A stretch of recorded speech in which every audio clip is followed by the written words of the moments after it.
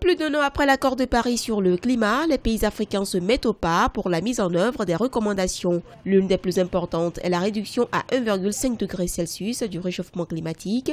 Pour y parvenir, en Afrique de l'Ouest, des initiatives se prennent, à l'instar du projet régional Impact qui vise à définir les priorités de vulnérabilité en matière d'adaptation et d'atténuation du changement climatique. Nous sommes face à l'irréversibilité de ces changements climatiques. Nous avons un choix.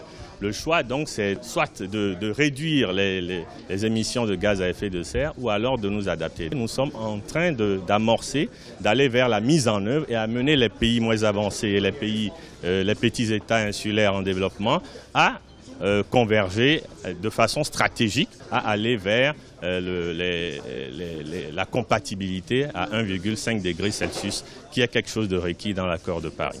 Si les actions concrètes ne sont pas engagées pour limiter de façon significative le réchauffement climatique, des experts signalent que l'Afrique ne pourra subvenir qu'à 13% de ses besoins alimentaires à l'horizon 2050. Cela ferait également peser une nouvelle menace sur plus de 60% de travailleurs africains dont la subsistance dépend de l'agriculture. Toute la gouvernance mondiale aujourd'hui est bâtie autour de 2 degrés et nous savons aussi que 2 degrés Celsius constitue une catastrophe pour notre sous-région. Donc nous essayons de montrer au monde entier quel est en fait l'impact réel de l'objectif 1,5 degré sur les secteurs socio-économiques. Le projet Impact s'étend sur la période 2016-2019.